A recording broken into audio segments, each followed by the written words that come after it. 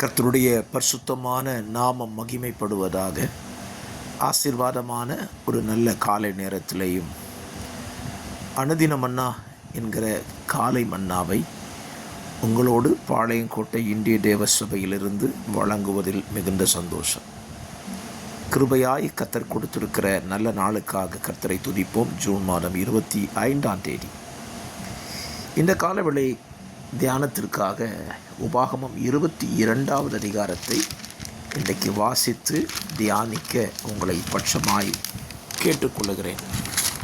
இந்த அதிகாரத்தில் இஸ்ரவேல் ஜனங்களுக்கு தேவன் கொடுத்த சில பிரமாணங்களை நீங்கள் வாசிக்க முடியும். ஒரு மிருகம் தவறுதலாய் மரிக்கும் பொழுது அதை விசாரிக்க வேண்டும். குஞ்சு பொரிக்கிறதான பறவைகளை தாயினிடமிருந்து பிரிக்கக்கூடாது என்பதையும் சொல்லுகிறார். ஒரு திருமணம் செய்யக்கூடிய பெண்ணின் வாழ்க்கை எப்படி இருக்க வேண்டும் என்பதை குறித்தும் இந்த அதிகாரத்தில் ஆண்டவர் மிக தெளிவாய் சொல்லி வைத்திருக்கிறார். நம்முடைய சிந்தைக்கான வசனம் என்ன? 22 வசனத்தை வாசிக்கிறேன். புருஷரின் உடைகளை ஸ்திரீகள் தரிக்கலாகாது, ஸ்திரீகளின் உடைகளை புருஷரும் தரிக்கலாகாது. அப்படி செய்கிறவர்கள் எல்லாரும் உன் தேவனாகிய கர்த்தருக்கு அருவருப்பானவர்கள். இந்த வசனத்தை நீங்கள் வாசிக்கும் போதே இன்றைக்கி இது நமக்கு தான் அப்படின்னு நினைக்க தோணும்.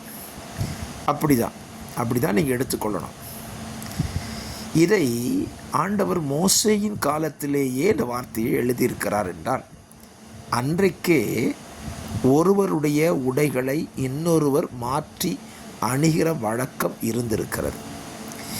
இன்றைக்கு நடக்கிறதெல்லாம் புதிதல்ல. இதைத்தான் பிரசங்கி சொல்லுகிறான். முன் நடந்தது தான் இப்பொழுது நடக்கிறது, புதிதானது ஒன்றும் நடைபெறவில்லை.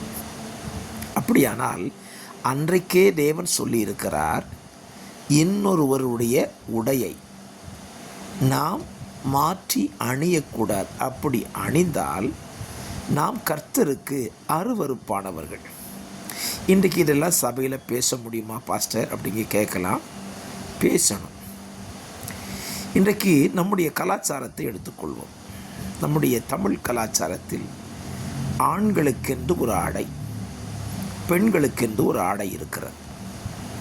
இஸ்ரவேலருடைய வாழ்க்கையை நீங்கள் படித்தாலும் இஸ்ரவேலில் ஆண்களுக்கும் ஒரு ஆடை இருந்தது, பெண்களுக்கான ஒரு ஆடை இருந்தது.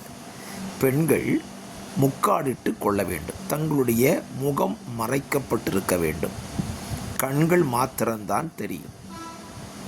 இன்றைக்கு உள்ள முஸ்லீம் பெண்கள் அணிகிற அந்த பர்தா என்று சொல்லப்படுகிற முக்காடு தான் இஸ்ரவேலுக்கு தேவன் கொடுத்த ஆடை. பெண்களுக்கு, ஆண்களுக்கு கொடுத்த ஆடையும் இருக்கிறது. இதை மாற்றி அணியக்கூடாது என்பது தேவத்திட்டம். நம்முடைய கலாச்சாரத்தை எடுத்துக்கொள்வோம். ஆண்களுக்கு பழைய காலத்தில் வேஷ்டியும் ஷர்ட்டும் இருந்தது. கொஞ்சம் நாகரிகம் வளர்ந்த பின்பு பேண்ட் ஷர்ட் ஆயிற்று, அழகாக இருக்குது. பெண்களுக்கு ஆதி காலத்தில் சேலை கொடுக்கப்பட்டிருந்தது. வாலிப பிள்ளைகளுக்கு பாவாடை தாவணி கொடுக்கப்பட்டிருந்தது. இன்றைக்கு யோசித்து பாருங்கள், தாய் யார் பிள்ளை யார் என்று தெரியாது. ஏனென்றால் இருவரும் சுடிதார் அணிந்து கொண்டு வருகிறார்கள். இன்னும் இதைவிட ஆண்கள் தரிக்கிற சற்றும் ஜீன்ஸ் பேண்டையும் அணிந்து கொண்டு ஆலயத்துக்கு வருகிறார்கள். அவர்கள் நினைக்கிறார்கள், இது எல்லாம் காலத்தில் நாங்கள் மாறிக்கொண்டிருக்கிறோம். மாறுங்கள், பிரச்சனை இல்லை. ஆனால் உங்களை குறித்து வேதம் சொல்லுகிறது, நீங்கள் கர்த்தருக்கு அருவருப்பானவர்களாம். அப்படியானால் உங்கள் உடையை நீங்கள் மாற்றிக்கொள்வது கர்த்தருக்கு அருவருப்பாக இருக்குமானால் அதை செய்யாமல் இருப்பது தானே நல்லது. ஆகவே பட்சமாய் கேட்டுக்கொள்கிறேன், தேவனுக்கு அருவருப்பாய் தோன்றுகிற அளவுக்கு உங்கள் ஆடைகளை மாற்றிக்கொள்ளாதிருங்கள். உங்களுக்கென்று கொடுக்கப்பட்ட ஆடைகளை அணிந்து தேவனால் சிநேகிக்கப்பட்டவர்களாய் மாறுங்கள். கர்த்தர் உங்களை ஆசீர்வதிப்பார். பரிசுத்த பிதாவே, இந்த காலை நல்ல தியானம் எல்லாருடைய இருதயத்திலும் காதுகளிலும் தொனிக்கட்டும். கர்த்தருக்கு பிரியமாய் வாழ அவர்களுக்கு உதவி செய்யும். இயேசுவின் நாமத்தில் ஜெபிக்கிறேன் நல்ல பிதாவே.